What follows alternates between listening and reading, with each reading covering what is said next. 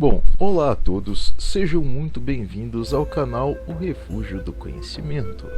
Bom, dando continuação aqui à nossa série, não é, sobre a história da cultura e das etnias, vamos dar aqui continuação, né, à história referente aí aos micênicos, né, no caso a Grécia Antiga.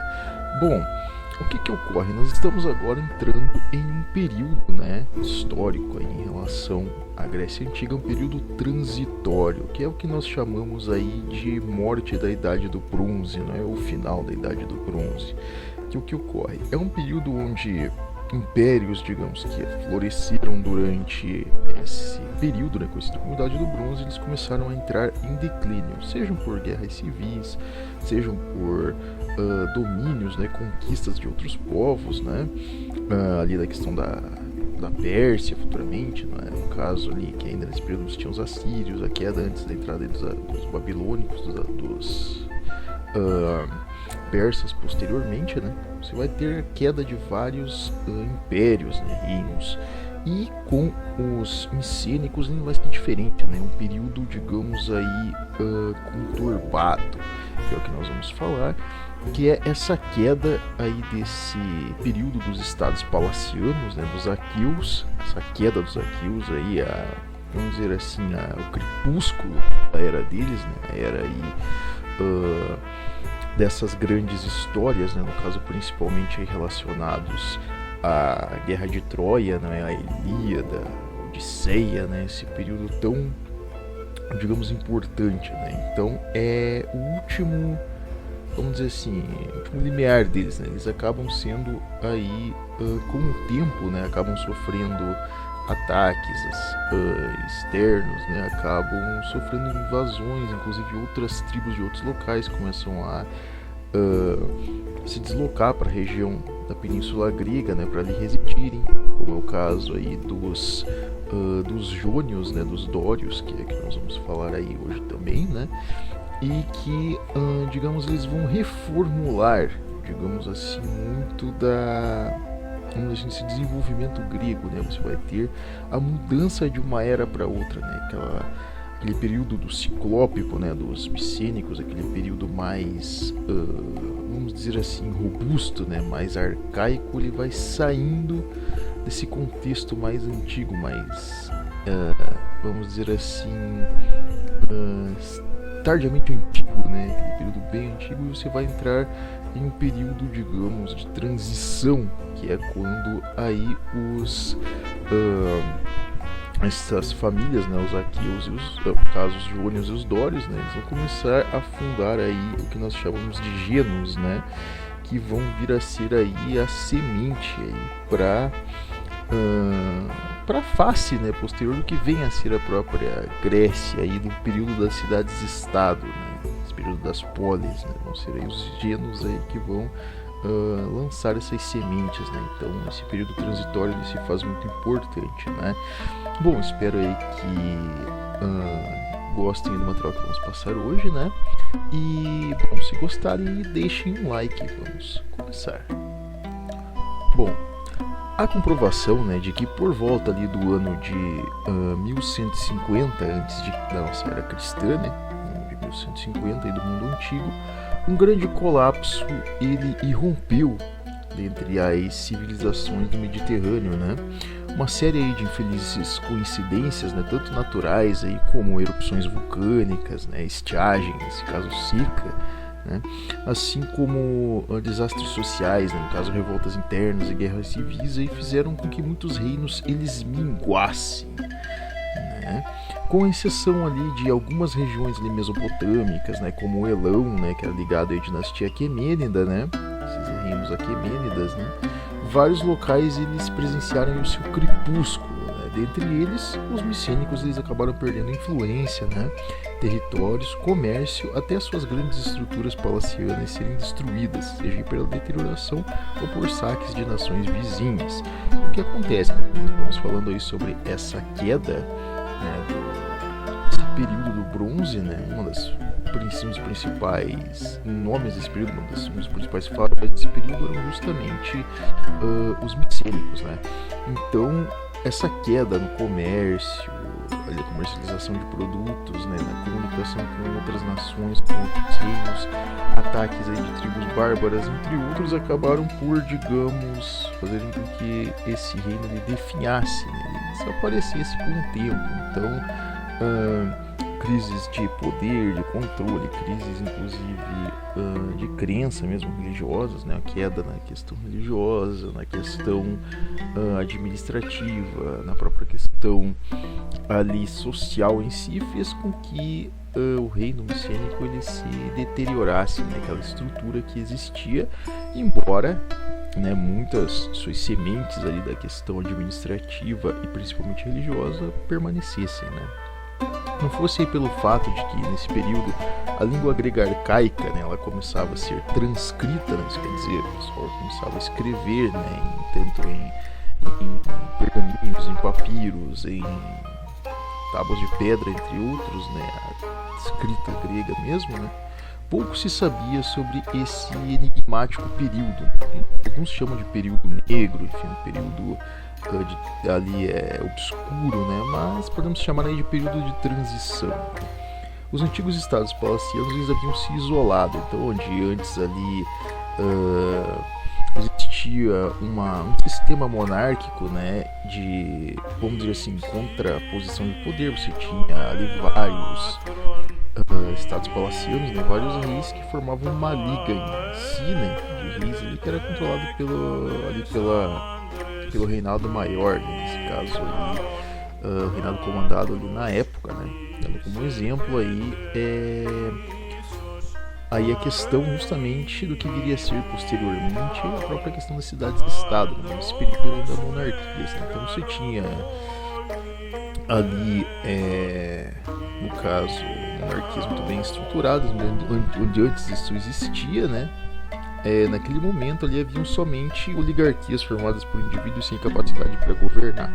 Então o que acontecia? Enquanto antes você tinha, digamos, reis, você tinha governadores palacianos, você tinha monarquias muito bem, digamos assim, estruturadas, elas se deterioraram.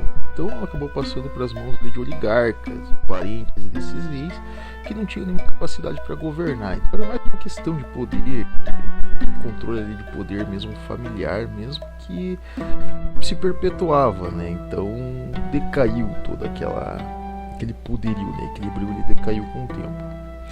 Bom, em uma tentativa de talvez reerguer, né, as antigas glórias micênicas, né, esses oligarcas aí um pouco perdidos, né, digamos, eles acabaram por contribuir diretamente para a identidade estética, né, e social gregas.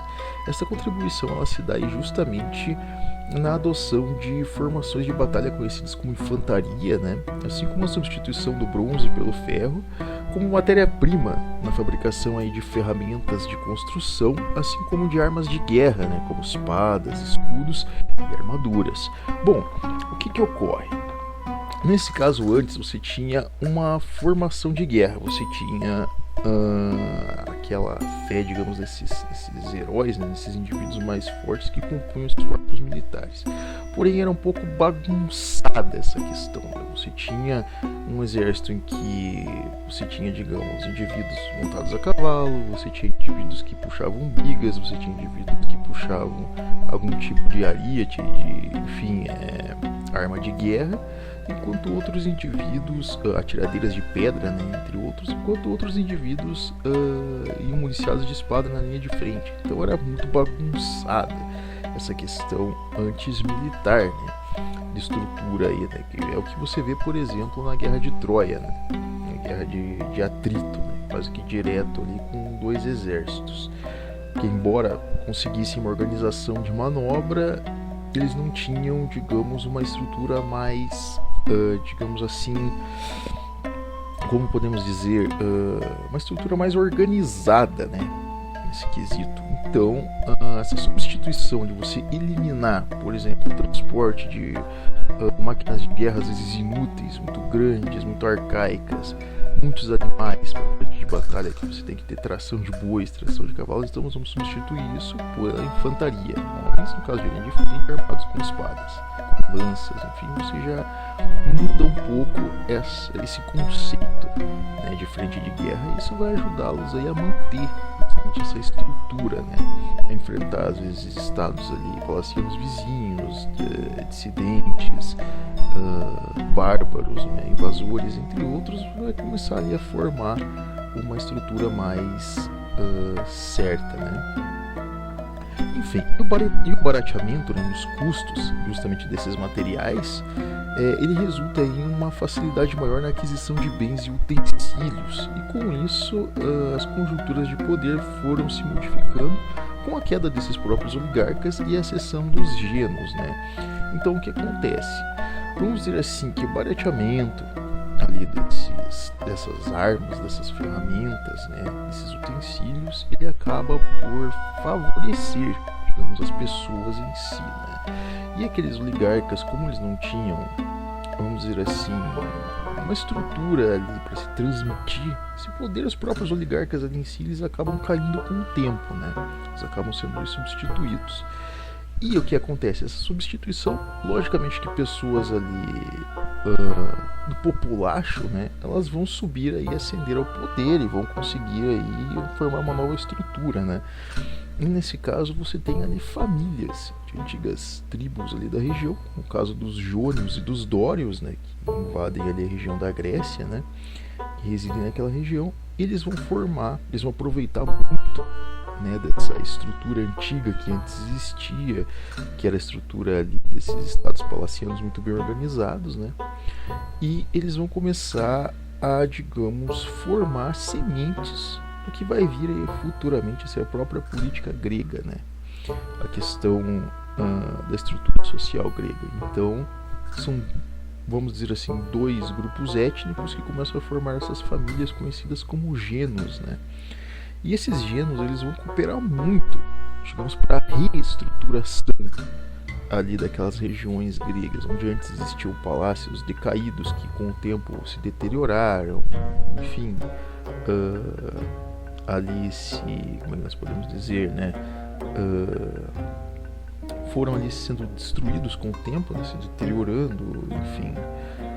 Com o tempo, esses locais eles começam a construir outras estruturas, né, vamos dizer assim, mais do populacho, e começa a se criar ali, vamos dizer assim, pequenas vilas, né, cidades ali naquele modelo antigo, né, que são justamente aí esses genos que vão começar a criar esse tipo de estrutura, né. E esses genos nada mais eram do que estruturas familiares, como nós dissemos, né, das quais um grupo ele se identificava como de uma linhagem sanguínea em comum.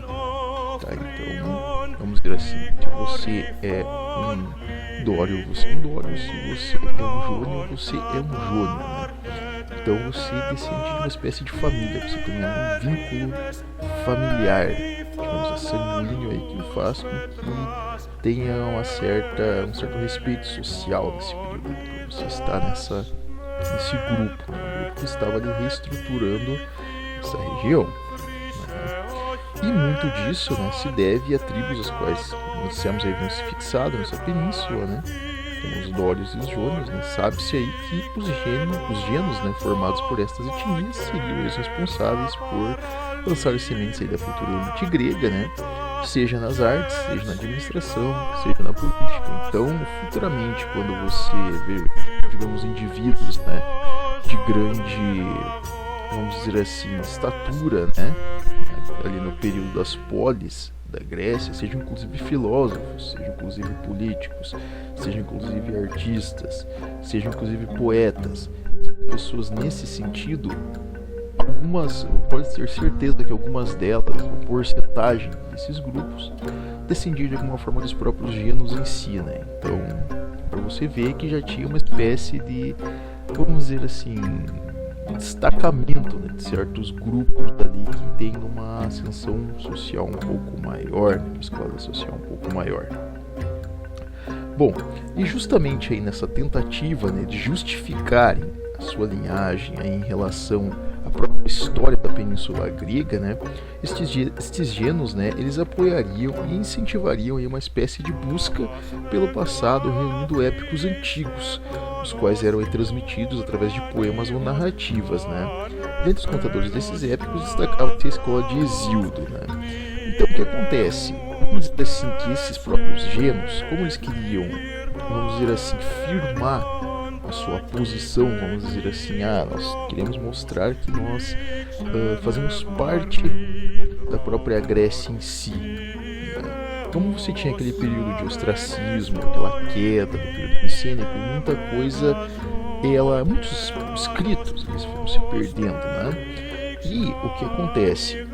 As histórias, os épicos, nesse período, né, os grandes mitos fundadores, eles são passados oralmente, né? no caso por poesia, por narrativa, enfim, ali em famílias, em grupos, né? Então o que acontece? Para que os jônios e os dórios eles tenham seu lugar, digamos, na própria história grega, né? Eles buscam essa restauração, né, dessa identidade grega, da própria história grega. Porém, eles vão em busca justamente desses contadores, né? Esses contadores aí desses grupos, de famílias, de comunidades ali, de vilas, né? Dentre eles, nessa escola aí de Hesíodo, que ela se destacou, né? Que tinha muitos contadores de histórias, né? O próprio Hesíodo ensina outros contadores ali que disseminavam esses contos, inclusive o próprio Homero ensina, entre outros ali, que repassavam as histórias, né, no caso míticas ali das deidades gregas, né, dos heróis gregos com o passar do tempo. E isso, digamos, vai lançar certas sementes justamente na questão do que viria a ser aí esse período das polis, né? Esse afloramento aí da própria cultura em si, em que a gente vai ter aí futuramente teatro, vamos ter um afloramento da própria música em si, né? Nesse período, da poesia, das artes, né? Assim como também a própria questão dos estudos, da filosofia, a medicina, entre outros, tudo isso vem muito relacionado à questão justamente da mítica, né? Esse resgate da própria mítica em si. Então, nesse esforço de eles dizer, nós somos parte da história grega, nós fazemos parte de um período tal, eles patrocinavam esses contadores, né? Para que eles pudessem aí restaurar, né? Passar para escritos ou, digamos, expandir escolas, né, para justamente repassar essa questão mítica, né, neste período. Então isso vai cooperar muito para uma recuperação tanto religiosa, mítica, quanto uma recuperação social, estrutural, administrativa e inclusive artística. Você vai ter aí, vamos dizer assim, essa recuperação, né? E bom, vamos dizer aí que involuntariamente, né, na busca por uma autoafirmação dessa aristocracia emergente, né, ocorreu uma espécie de renascimento da própria cultura local, como nós dissemos, né? Uma vez aí que épicos, né, eles cooperavam aí com a religião, fazendo assim a arte ela se intensificar, né, inclusive. E as próprias narrativas e poemas ganhavam um detalhismo maior, tá? Então podemos dizer aí que contos ali que às vezes, né, eles eram passados ali nesses grupos de uma forma um pouco mais, digamos, ali bruscamente, né, algo um pouco mal feito, né, como se fosse ali uma bravata, como se fosse ali uma simples fuxico ou fofoca de pessoas, começa a ser passado ali justamente de uma forma mais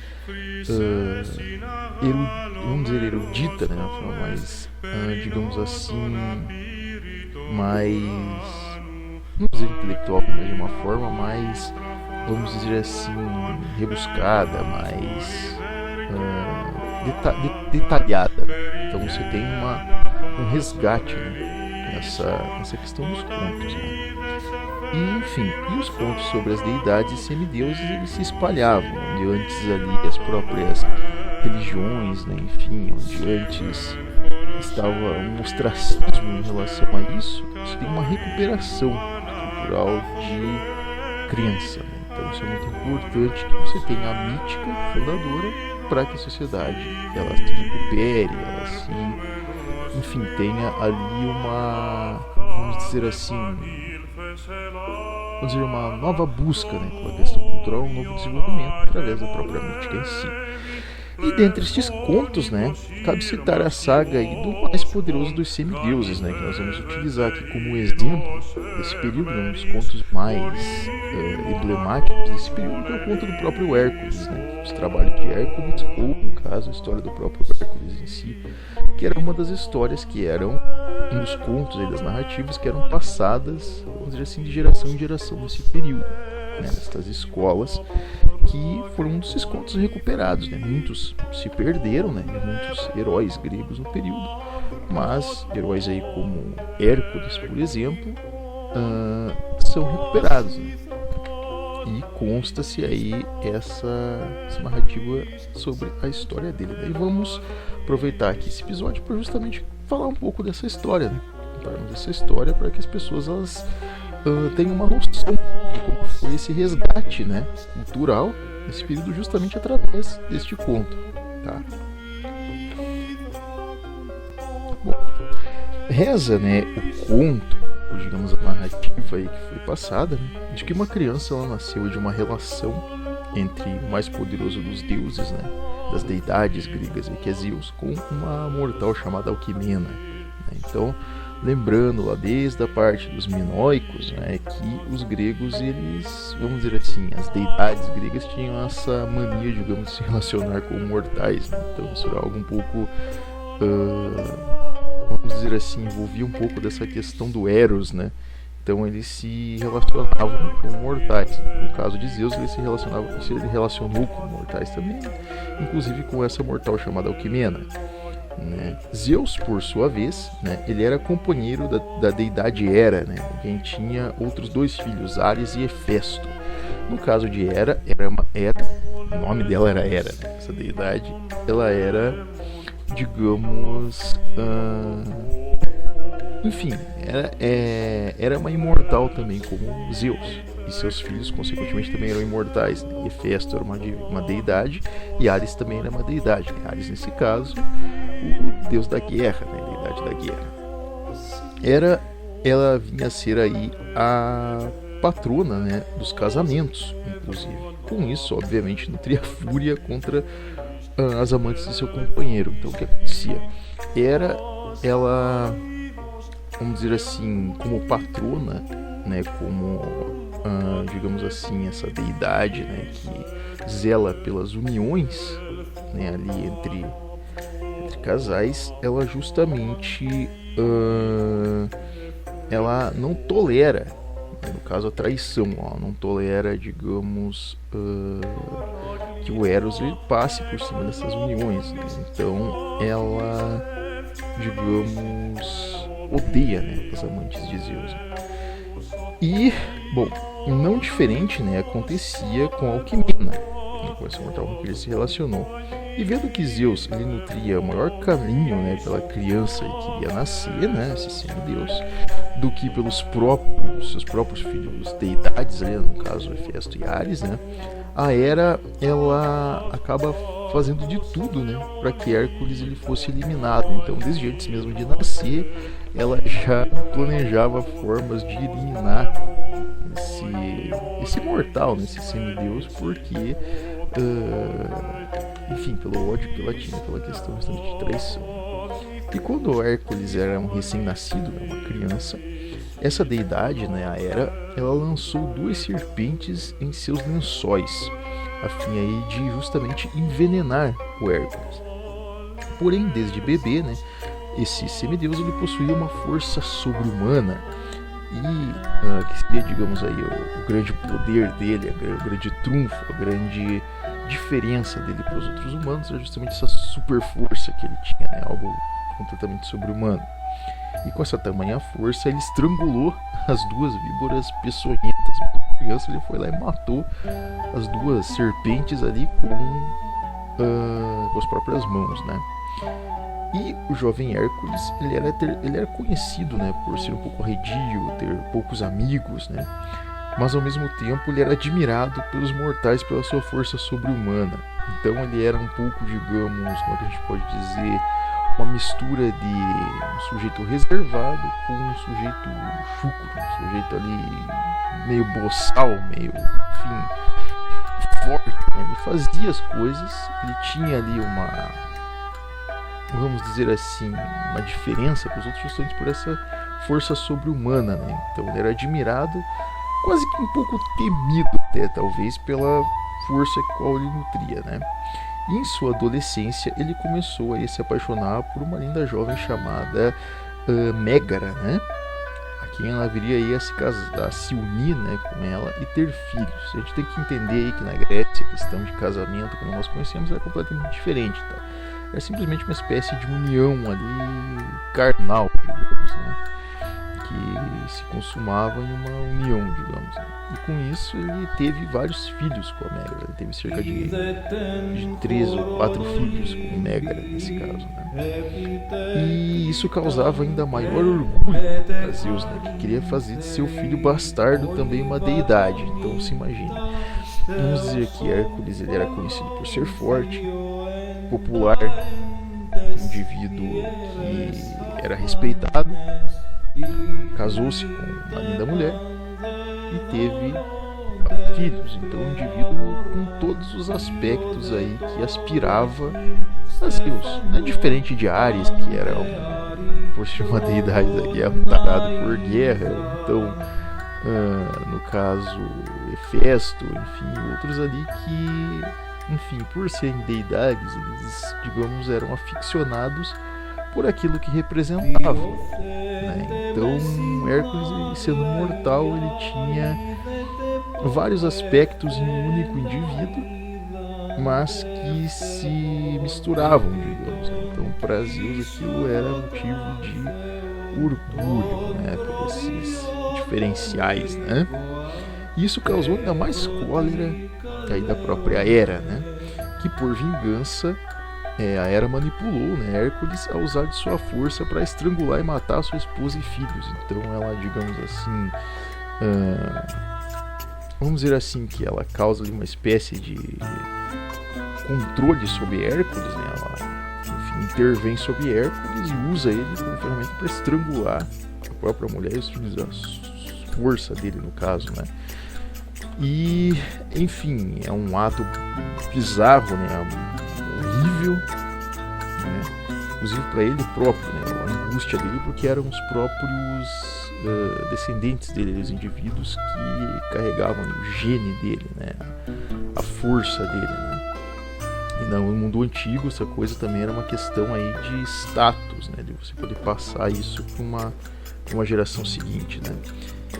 E o que acontece, né? Por remorso, né, de ter aí matado sua família, né, por ter entrado em um grupo de remorso, né, o Hércules ele acaba buscando uma sentença de perdão, né, com o oráculo de Delfos, o qual lhe ordenou aí a servir, né, seu primo e rei de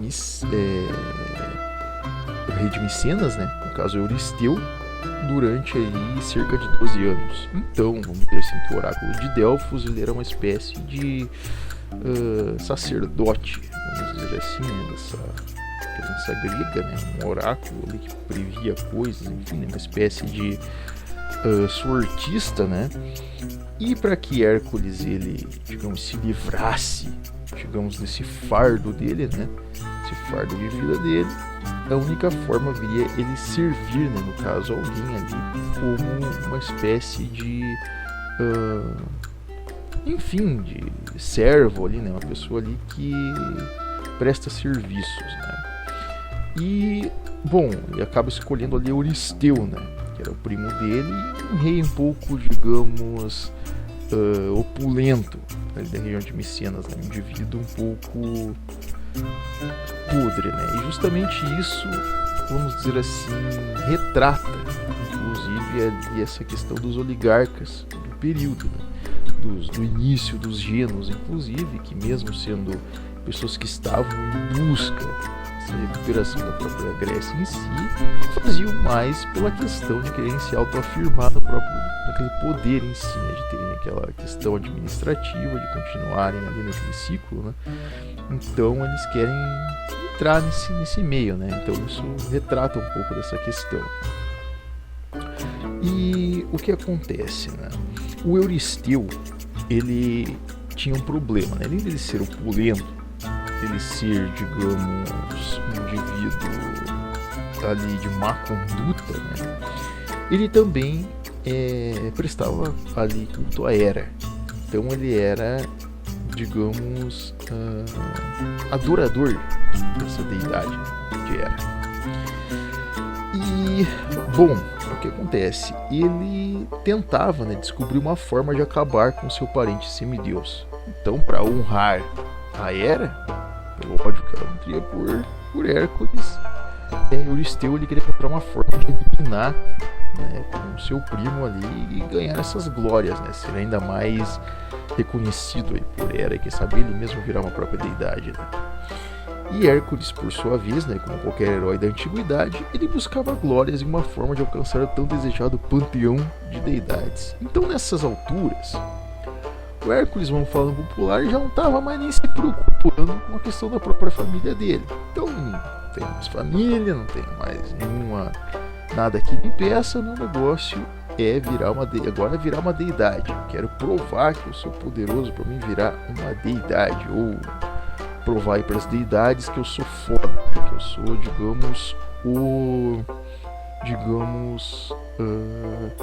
a deidade, eu sou mais poderoso do que as deidades, né? Então ele começa a buscar esse objetivo aí de poder, né? Digamos, de glórias, né? E a forma aí que Euristeu ele encontrou para dar cabo, né, do primo dele foi muito simples. Durante seu tempo de servidão, o Hércules ele deveria cumprir cerca de 12 trabalhos, os quais, se finalizados, eles renderiam todas as glórias de um grande herói.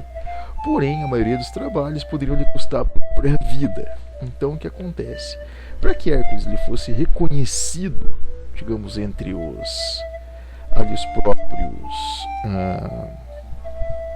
as próprias pessoas, né, da região ali como uma deidade, ser reconhecido como um herói, né, como um indivíduo que merece esse título de se tornar uma deidade perante ao Olimpo, né, perante o Olimpo, ele deveria cumprir ali esses trabalhos, né, ele deveria mostrar que ele tinha essa capacidade.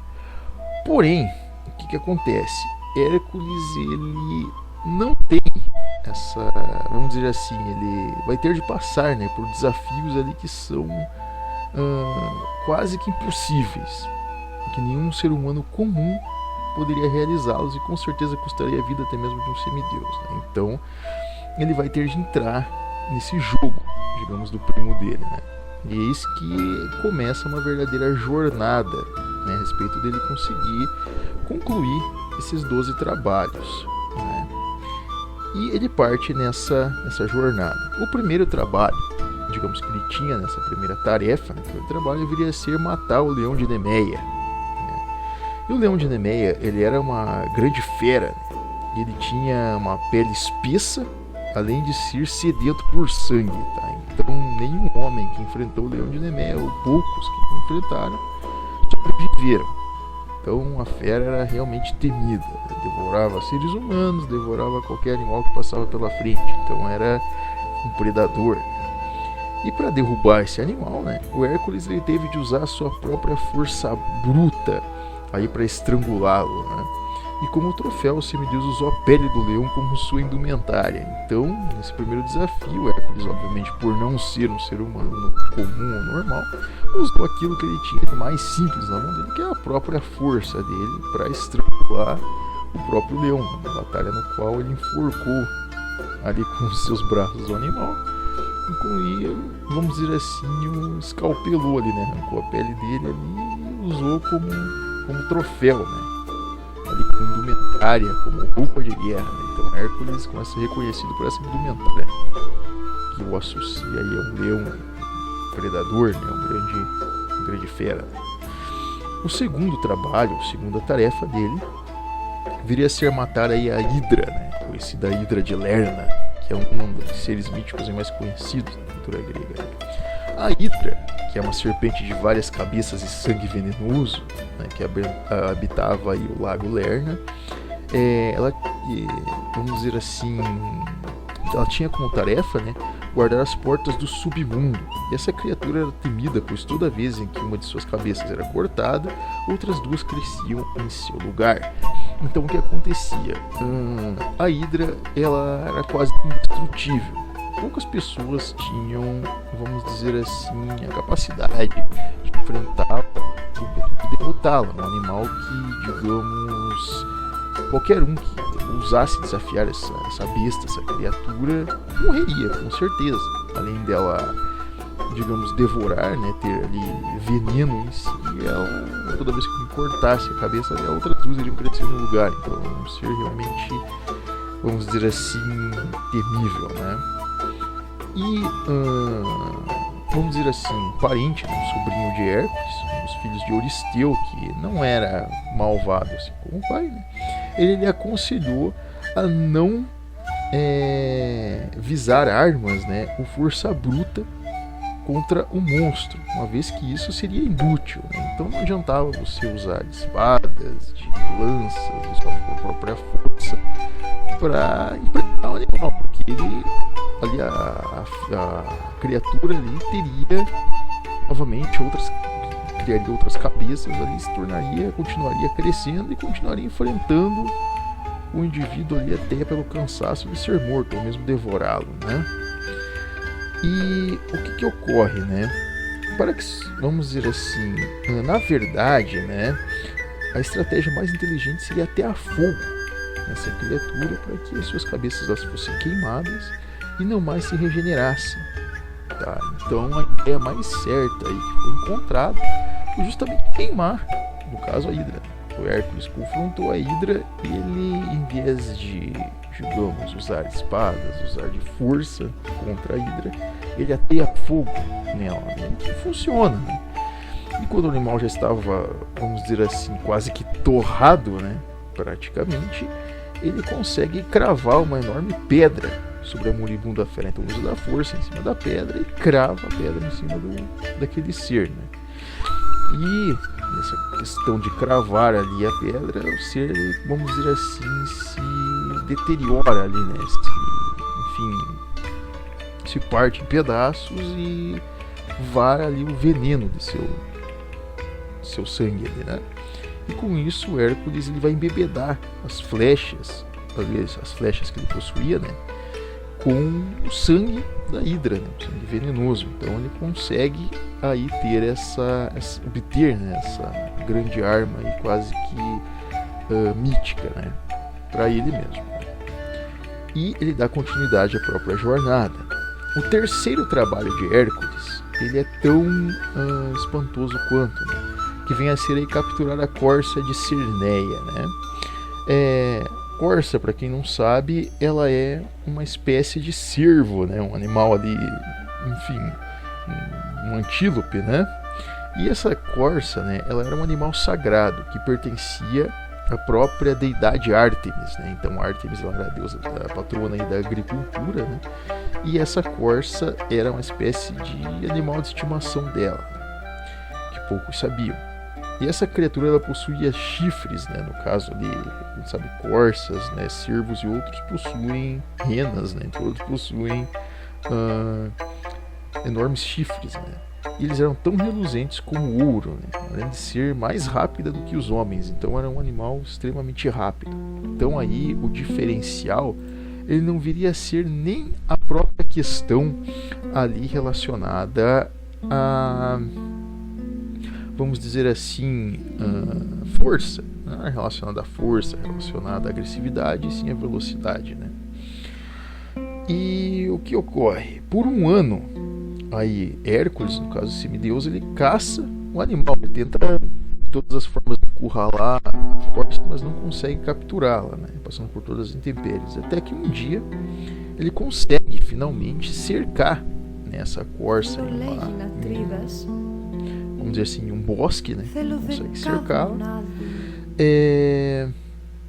E o que ocorre, né? próximo ali de um riacho, né? No caso desse bosque, ele vai encurralar essa criatura e consegue acertar uma das patas da criatura ali com um porrete, né? Ele consegue acertar ali uma das pernas da criatura ali, uma das patas. E a intenção, no caso do irmão, desse primo de Hércules, né? desse rei chamado Euristeu, né? Era de que com isso, né, Ártemis ela intervisse, né, e acabasse com Hércules. Então o que acontecia? Se Ártemis visse que o semideus estava caçando o animal de estimação dela, ia intervir, ia dar cabo de Hércules e Euristeu saía com a glória. Porém, o que acontece? Hércules, surpreendentemente, não é? Ou por um certo acaso, ele não mata o animal, ele desiste, ele fica com, vamos dizer assim, não quer matar aquele animal bonito, né? Então ele devolve ali a corça para a floresta, até porque o trabalho dele, a tarefa é capturar a criatura, mas não, vamos dizer assim, matá-la, né? Enfim. E assim, né, no caso, Ártemis ela reconheceu essa tarefa de Hércules e não intervém ali para atacá-lo ou qualquer coisa parecida. Ela esquece esse episódio, digamos, né? E é mais uma tarefa, digamos, cumprida da sua jornada. Então, como quarta tarefa, né, Hércules ele tinha aí que capturar, né, o javali de Erimanto, né? Então, para quem sabe, javalis são o que a gente conhece aqui como catetos ou queixadas, né, aqui na nossa região.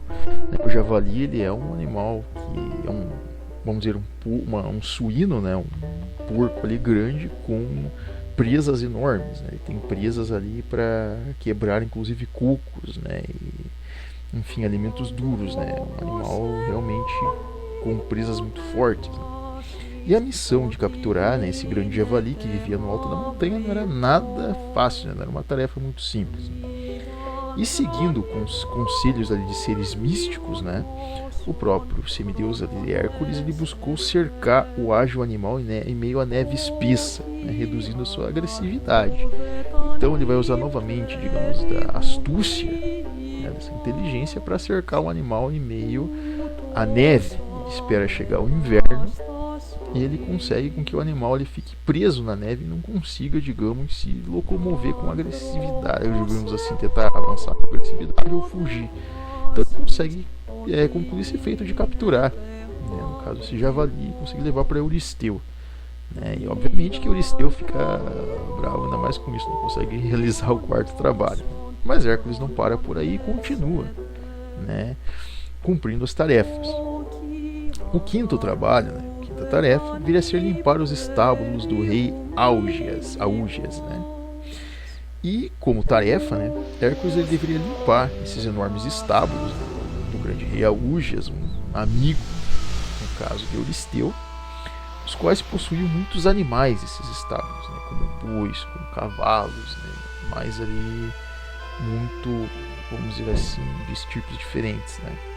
E essa tarefa ela deveria ser realizada em menos de um dia, tá? Uma tarefa que ela tinha um tempo para ser realizada, porém seria impossível que qualquer um conseguisse realizar essa tarefa, sendo que os estábulos eram enormes e um dia não seria o suficiente para qualquer ser humano normal. Porém, né, Hércules novamente usa um pouco do seu raciocínio em conjunto com a sua força bruta, tá? E acaba tornando essa tarefa simples para ele. Com seus braços, ele consegue cavar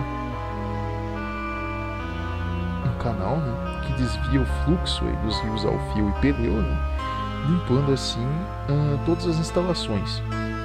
E o rei ali, no caso Augeas, né, ele havia prometido dar metade de seus cavalos aí para Hércules. Então era uma recompensa por aquela difícil tarefa. Porém, aí no final do trabalho em si, né, ele deveria cumprir sua parte, o tirano ele quebra a promessa e faz com que Hércules ele se enchesse de fúria, né? Então, poxa, você foi tratante, você não cumpriu aquilo que prometeu. Ele vai lá e mata, no caso, Augeas, né, pelo espanto de Euristeu. Bom, como sexta tarefa, né, no caso, o Hércules ele teria de matar as aves do lago Stínfalo, tá? Então essa tarefa também não era uma tarefa impossível de ser realizada por qualquer ser humano. Para realizar esse quase impossível trabalho, né, o semideus ele precisou mergulhar adentro da própria floresta, né, no Lago Stínfalo, uma região que era cercada de ossadas humanas, tá? Onde espécies de arpias elas alimentavam-se de carne humana. Então você tinha aves que predavam seres humanos neste lago, tá? Eram arpias enormes que, digamos, tinham garras horríveis e um tamanho impressionante, tá? E conseguiam predar seres humanos e grandes animais. Então era algo assustador. Ninguém ousava, né, adentrar as florestas do Lago Stínfalo justamente por causa disso. Quem ia não retornava, né? Porém, Hércules ele adentra essa floresta com sua coragem, né, com sua força, e caça, né, essas arpias com suas flechas venenosas. Então ele usa desse trunfo que ele consegue lá no início, né, com a Hidra, para justamente caçar essas arpias, né, uma vez em que com sua simples força ele não conseguiria capturá-las, mas que elas conseguiriam predá-lo facilmente. Então ele usa novamente do raciocínio aplicado aí à força e à engenhosidade, né, justamente caçar esses seres aí místicos, né. O sétimo trabalho, no caso de Hércules, viria a ser capturar o touro de Creta. Então ele teria de retornar à terra dos Minóicos, né, a Creta, a fim de impedir que, digamos, ali, os reis de Creta estivessem em paz, né. Vamos dizer assim, o tio de Hércules, entre aspas, né, da idade Poseidon, enviou um touro enfurecido para a ilha. Tá? E o grande animal ele destruía as casas e as lavouras dos habitantes. Então era um animal completamente descontrolado. Ali os governantes da região não tinham como controlar aquele ser, aquela fera que destruía tudo.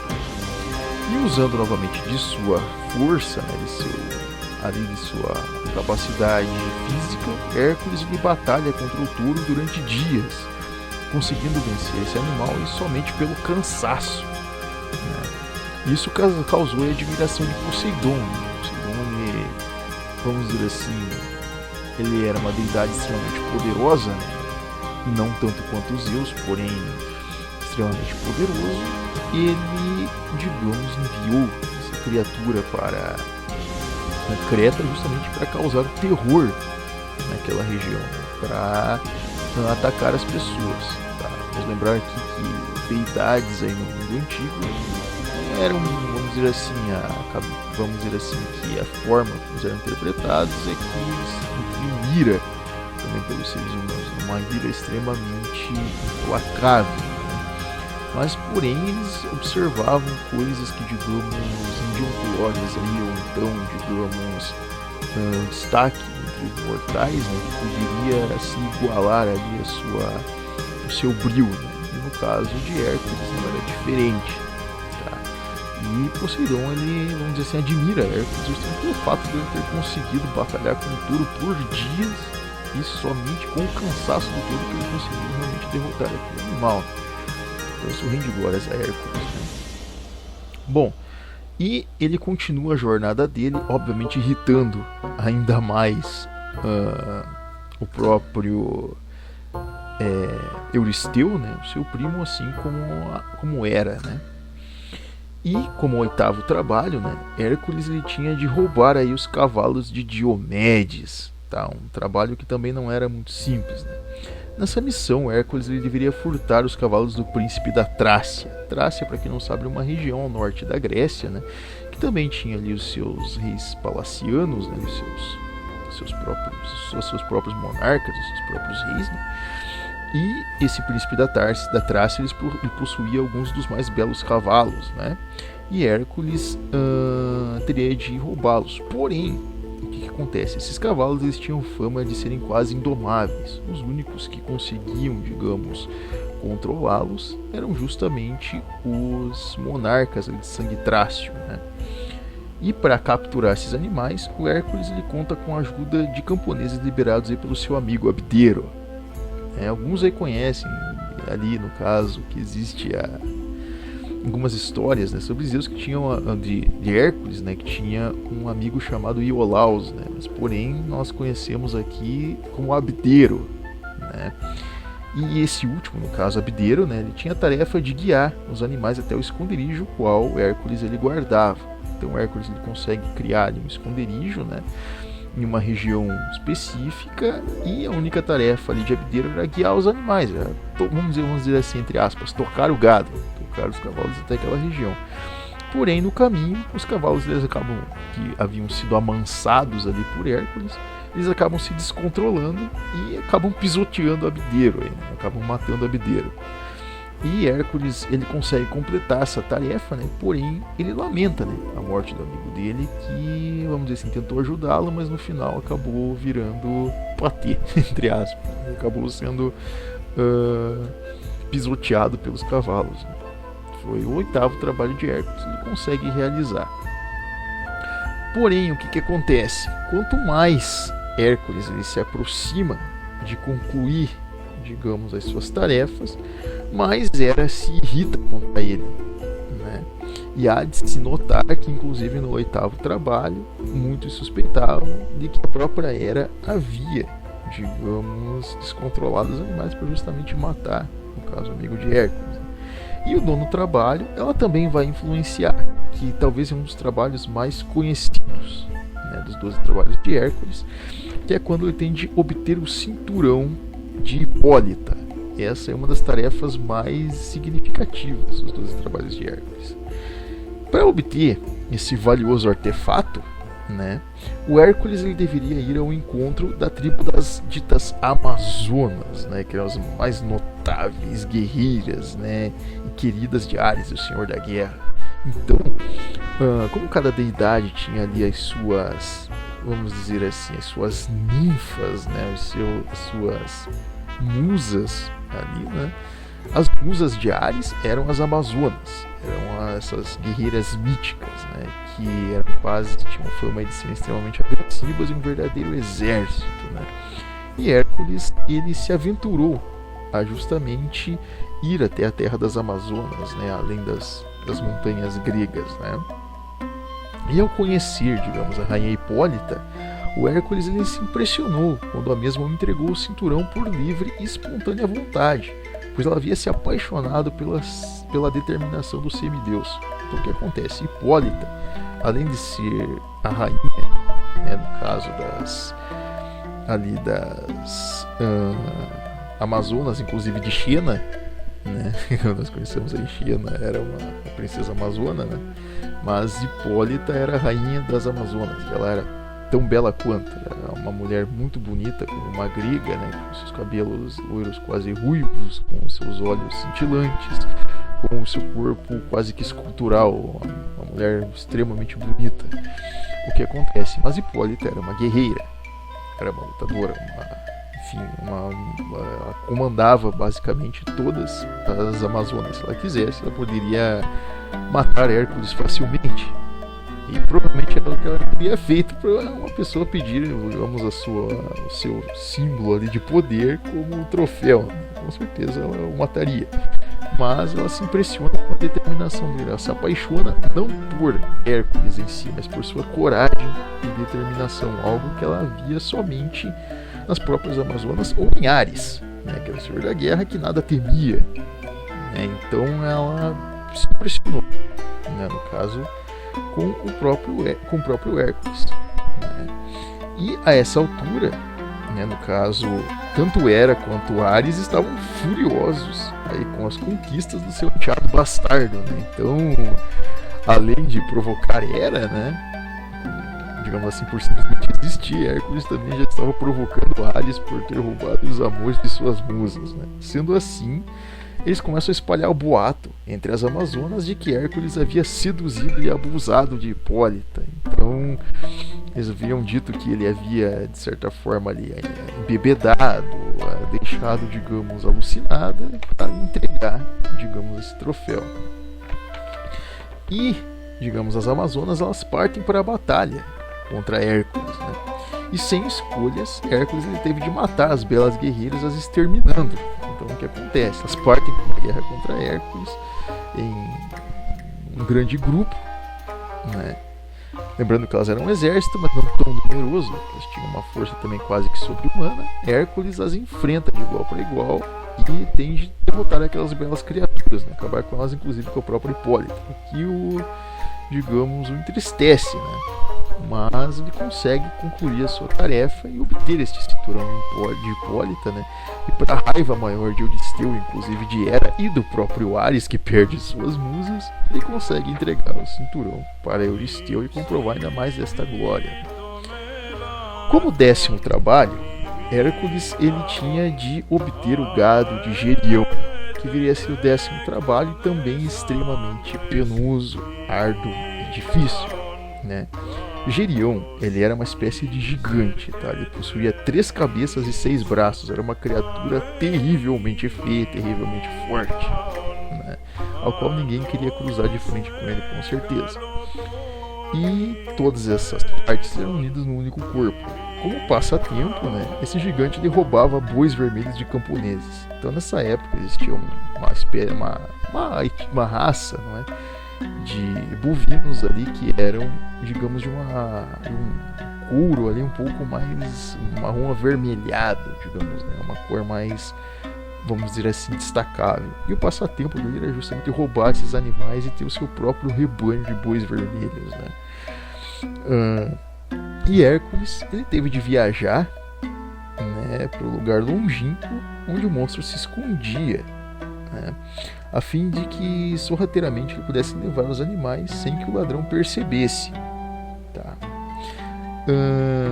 Pior, né, do que essa tarefa, o semideus ele teve de aguentar o cansaço e as intempéries do tempo na viagem de retorno, a qual duraria 2 anos. Então o que acontece? Além dele ter que viajar quase que para o fim do mundo, para, digamos, roubar do próprio ladrão, né, esses bois e levar até Euristeu, ele tem de fazer uma travessia de quase 2 anos. Então ele vai enfrentar intempéries, doenças, frio, cansaço, ele vai passar por todo tipo de sofrimento para ele conseguir levar esses bois, digamos, até Euristeu, né, no caso, e conseguir cumprir essa tarefa. Porém, o que acontece? Vamos dizer, né? Porém, ao retornar aí, no caso, né, ao palácio, né, conseguir entregar esses animais para Euristeu, ele presenciou uma tarefa infame, que foi a do seu primo, de trair e oferecer os animais a justamente a deidade Hera, né, que era inimiga de Hércules. Então, Hércules fica extremamente enfurecido, decepcionado e humilhado completamente como um animal. A partir do momento em que ele faz aquela tarefa extremamente extenuante para obter essa glória, e o gado é oferecido a Hera, né, a divindade que justamente queria matá-lo. Então é humilhante ele ver aquela situação, né? Mas Euristeu obviamente se gaba, né? Ele é o todo fodão rei, né?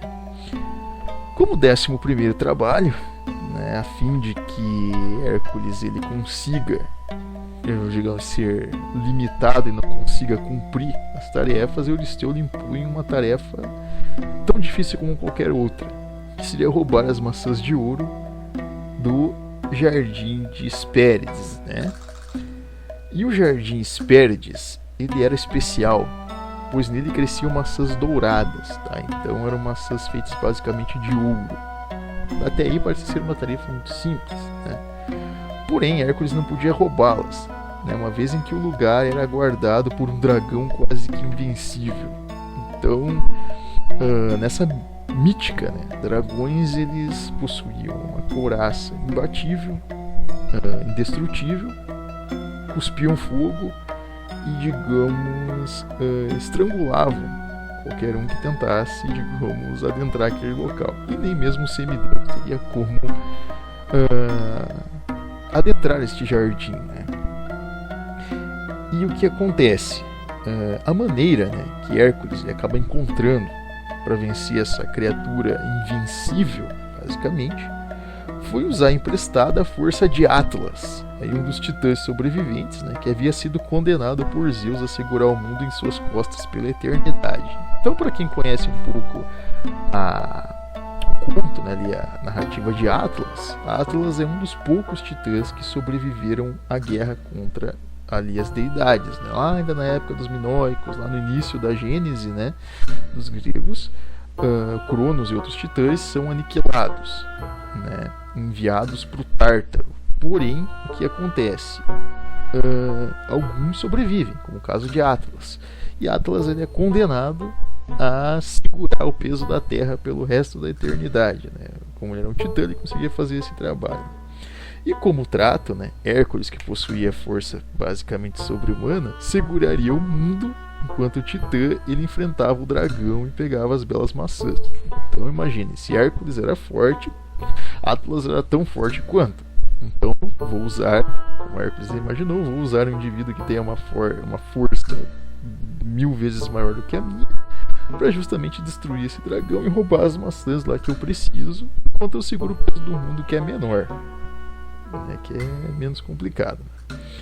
Porém, ao retornar aí ao eixo do mundo, né, o Atlas ele não queria mais voltar ao seu posto. Ele falou, não, fica segurando o mundo aí, eu vou embora, eu não quero mais segurar esse negócio. Ele volta lá só para se despedir, como que se diz, tchau tchau, arrivederci, não quero mais segurar o mundo. Pode segurar o mundo, eu vou embora, cumprir minha tarefa, como que se diz, não vou ficar aqui o resto da eternidade segurando esse mundo.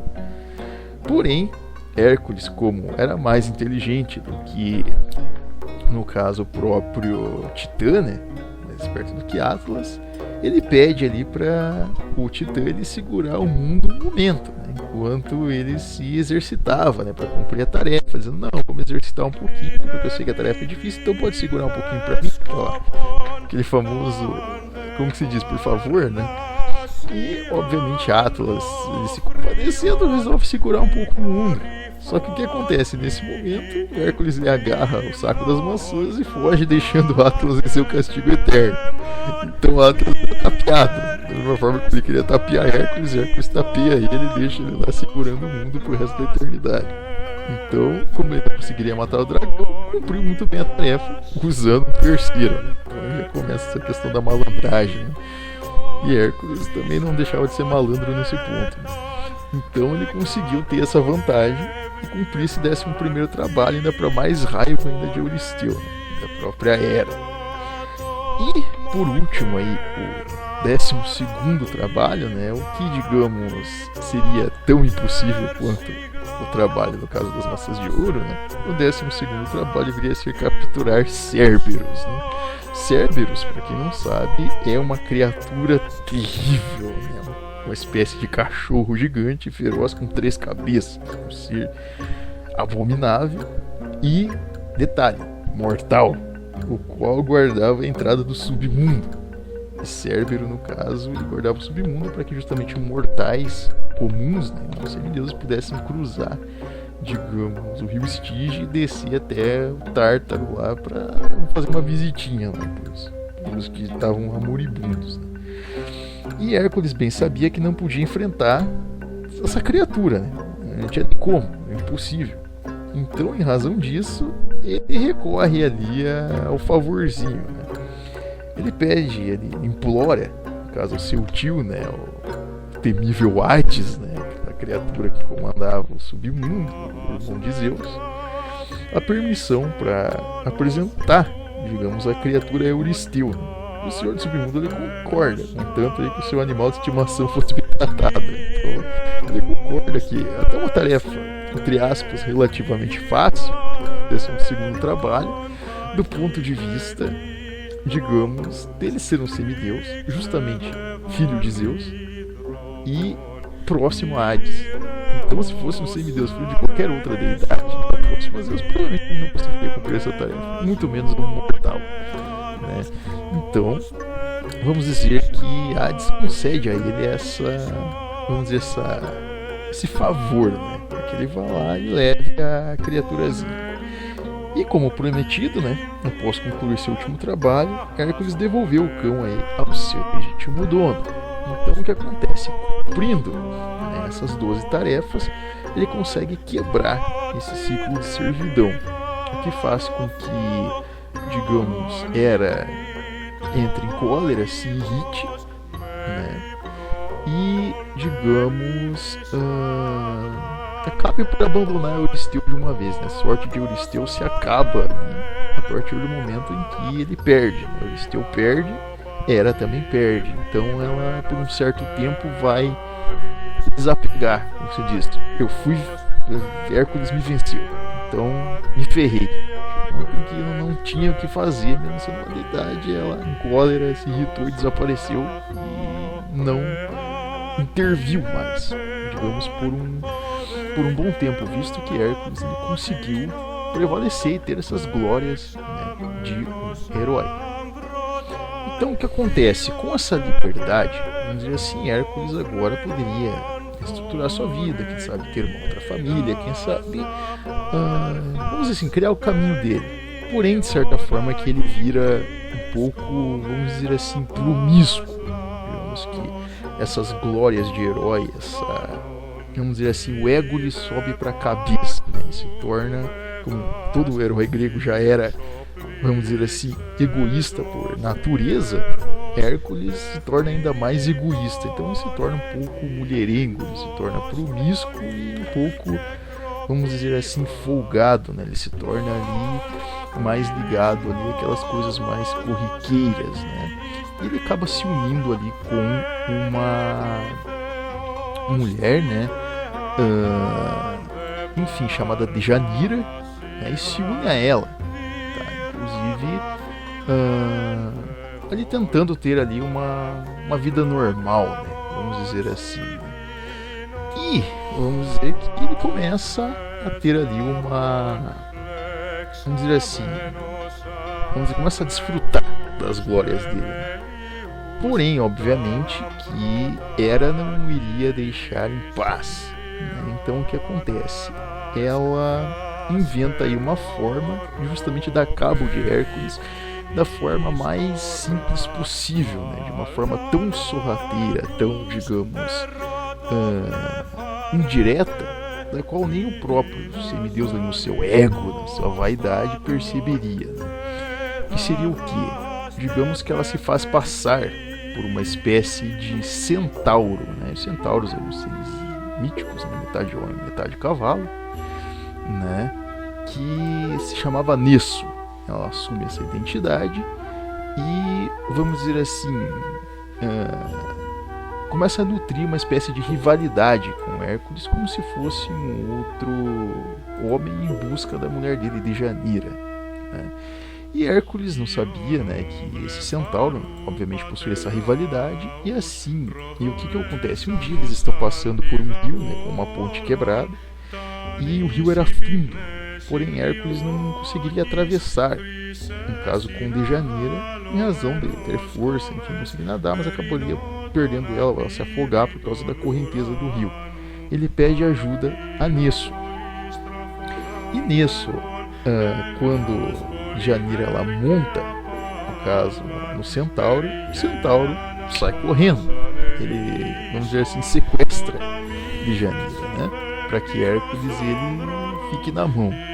E ao perceber essa trapaça, já que o centauro está ali roubando a mulher dele, né? Hércules ele acerta Nesso com uma daquelas flechas envenenadas da Hidra que ele ainda possuía. Então, enfim, eu vou a minha esposa, eu vou matar você. Foi lá e matou o Nesso, né? E antes de morrer, o Nesso, caso Hera se passando por Nesso, entrega a Dejanira uma espécie de túnica com o seu sangue ali místico, né? Um sangue ali putrefato, e mandou oferecer ao seu marido quando lhe fosse conveniente. Então quer dizer, era ali um manto de morte, né? Um manto ali, vamos dizer assim, vamos dizer envenenado, tóxico, enfim, um manto ali que se ele vestisse ele morreria, né? E alguns anos depois, o Hércules ele se apaixona por Iole, né, que é uma princesa, e ele acaba abandonando Dejanira, tá? Então, vamos dizer assim, que a própria promiscuosidade, a própria traição, a própria vaidade de Hércules, seu ego ali, a sua busca pelos prazeres, o acaba o traindo, né? Quando ele se junta a essa princesa Iole, né? E para se vingar, no caso, a esposa traída, nesse caso Dejanira, ela oferece a túnica do centauro justamente como um presente de núpcias para Hércules, né? E na festa de núpcias, Hércules ele veste essa roupa, né, no caso essa túnica, e a túnica ela começa a grudar na pele de Hércules e a formar uma espécie de... e começa a queimá-lo por dentro, começa a, digamos, literalmente queimá-lo vivo, né, no caso. E toda vez que ele tentava tirar essa túnica, partes da própria carne dele saíam. Então a própria túnica começou a consumir até se transformar em uma pira de fogo, literalmente, que começa a queimá-lo vivo até matá-lo, digamos, né? Então Hércules, o fim dele é um fim extremamente trágico, né? Um fim, digamos, nada honrado, né? Um indivíduo que ele trai a esposa, um indivíduo promíscuo, um indivíduo embebedado pelas suas próprias glórias. Dizem, né, que ele se tornou uma deidade posteriormente, e outros dizem que ele ficou em uma espécie de meio caminho, né? Obtendo essa graça, digamos, obtendo essa, vamos dizer assim, esse presente ali de Zeus. Porém, ele não, vamos dizer assim, ele não morre com glória nenhuma. A glória que nós conhecemos hoje é muito diferente do mundo antigo. Ele teve glória de ter conseguido se tornar ali o herói dos 12 trabalhos. Porém, ele morre sem nenhum crédito. Ele morre completamente de uma forma mais vergonhosa possível, né? E, vamos dizer assim, é uma certa lição, né, moral em questão ali da parte justamente da pessoa se deixar o ego o dominar, né, o ser maior do que si, enfim. E a parte aí do que a identidade do próprio herói antigo, né, o seu ego, né, a sua vaidade, a sua busca por poder e por glória, né. E com Hércules não é diferente, ele consegue fazer 12 trabalhos, derrotar animais míticos, desafiar deidades, e no final acaba morrendo da forma mais vergonhosa ou estúpida possível, né. Porém, foi um dos contos, né, a ser aí mais, digamos, recuperado nesse período, mais contado, né, na época aí dessa transição, né, esse período aí das polis gregas, né, algo que fez toda a diferença. Bom, baseando-se nesse conto, dá para você entender, né, a partir desse momento, que a questão de mítica, né, como a gente vê aí na questão de deidades, é o que vai, digamos, impulsionar a própria parte cultural em si. Você vai ter aí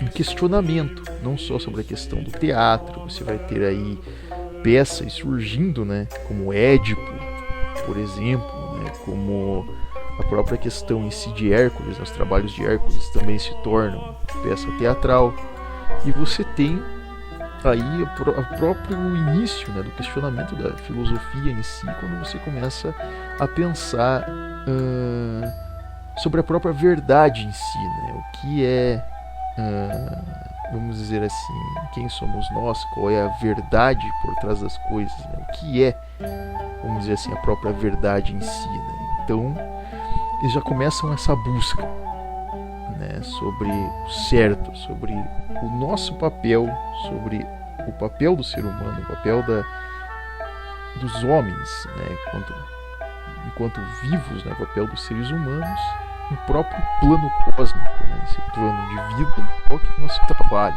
então qual que é o nosso propósito, qual que é a verdade por trás das coisas, então os porquês, né, justamente esses questionamentos a respeito da própria mística em si.